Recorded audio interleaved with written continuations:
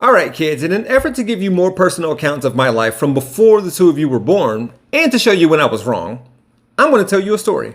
As you can imagine, with your mother and I being married for almost 12 years now, I had relationships with other women before your mother came along. Not very many though. I've given you a few details about how her and I got together, but remember how I said that the movie Hitch, among other things, played a role in us becoming a couple? More than anything else in the movie, this scene resonated with me personally. I'm sorry, Alex. But I love you. I love you. What did I do wrong? Just tell me what I did wrong. Dude, you're doing it right now. I'm such a late bloomer. Although I can apply that to a lot of my shortcomings in life. Keep this in mind as we talk about, you've already seen the title, My Best Friend's Girl.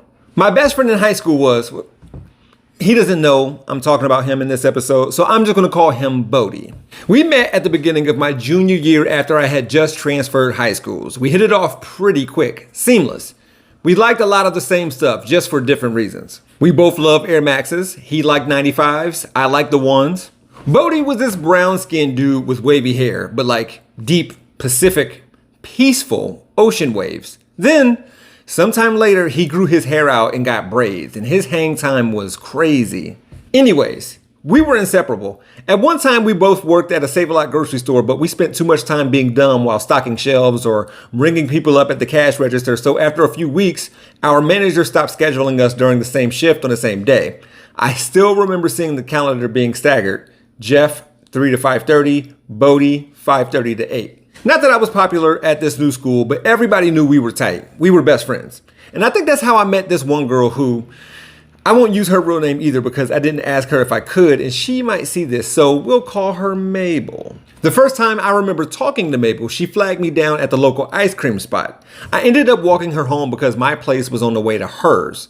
I felt like she was using me to get the inside track to Bodie, but we became friends too. Sometime after that, whether I helped or not, those two got together. They were a couple, and I liked hanging out with both of them, so I didn't mind being a third wheel. This was a time in my life where I didn't have a girlfriend and I didn't want a girlfriend. I just wanted to roll with my boys and play basketball. Drama free.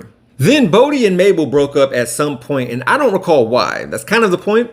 It be like that sometimes with high school relationships. Bodie and I proceeded to skirt chase. A group of us would play sports and go to parties, and there were at least 2 times where he and I were walking, once down the street to another friend's house, and another time at the movie theater, where some random girl stopped him to just ask for a hug. So, I was the funny one of the group. Occasionally, I would kick it with Mabel too, without Bodie, of course. Then, I can't remember if it was at the end of our senior year of high school or after we actually graduated, but Mabel tried to woo me. Kind of out of nowhere. I was skeptical of her, like I am almost everything. And although I side-eyed her for like a couple of weeks, it worked. She got me. And it didn't seem like she was just trying to use me to get back at Bodie. Before she went off to college, she became my girlfriend, and things started off great. And I didn't tell Bodie right away. I didn't go off to college, not immediately. I got an apartment with one of her close friends at the time and another girl she worked with. I could spend an entire episode talking about the experience of living with 2 women in our late teens.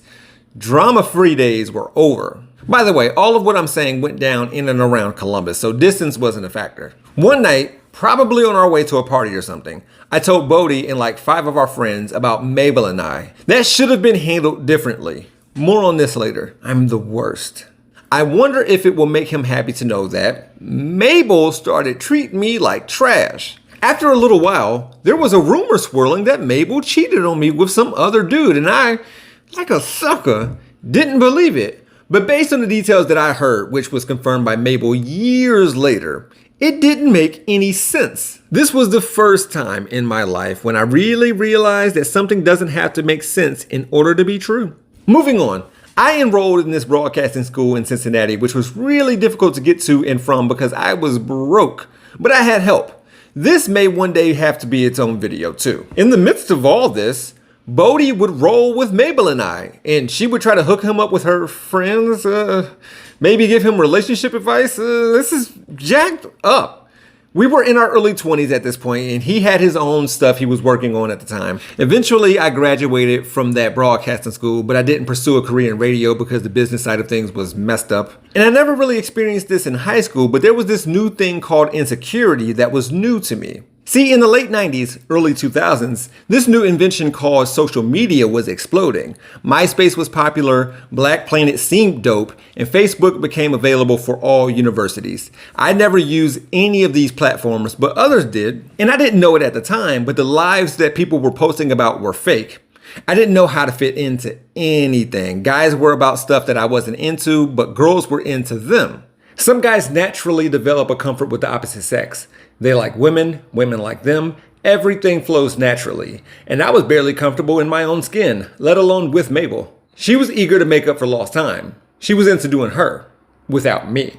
I don't know what this has to do with the story, but there was this particular era of music led by Sean Paul where dancehall and reggae became more prominent for kids our age. Wayne Wonder. She was really into that. Then something about Nigerian dudes, and not that all these things go together. Not to justify that treatment on her part, like all teens transitioning into adulthood, I was trying to figure out who I was and where I was supposed to be. A lot of this took a toll on me. I bought an expensive Averex jacket and some Timberlands like it was going to help me find my way or something. With the idea that I wasn't doing anything with my life floating around in my head, in addition to my family circumstances, finances, and living situation changing, my part-time job sucking, my car would always break down, and I would rack up parking tickets on campus trying to visit Mabel. This affected my mood, my outlook, my temperament.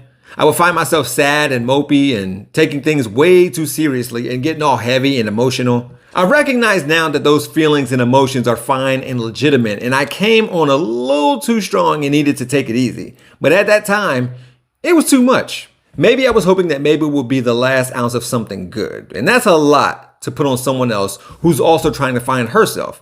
I could imagine I was holding her back, or I was in the way of her future prospects. A couple of makeup to breakups with me, then it was permanently over, rightfully so. And then she had a spiritual awakening. She met the one. I finally figured myself out later than others would, but I made 2 terribly bad dating decisions. Then I went back to college where I met your mother. If you've reached this point and you're like, what happened to your best friend Bodie? You haven't mentioned him in a few minutes.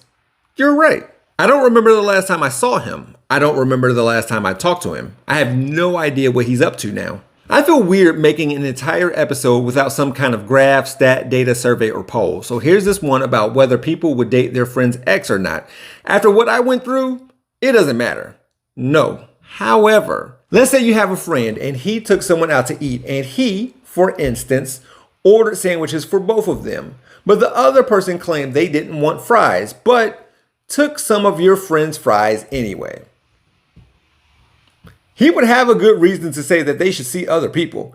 Maybe get with that person. That seems harmless. At the very least, talk to your friend about it first. As I alluded to earlier, Bodie, being the bigger person when I was with Mabel, once told me that if he were me, he'd probably be doing the same thing. But that shouldn't have mattered.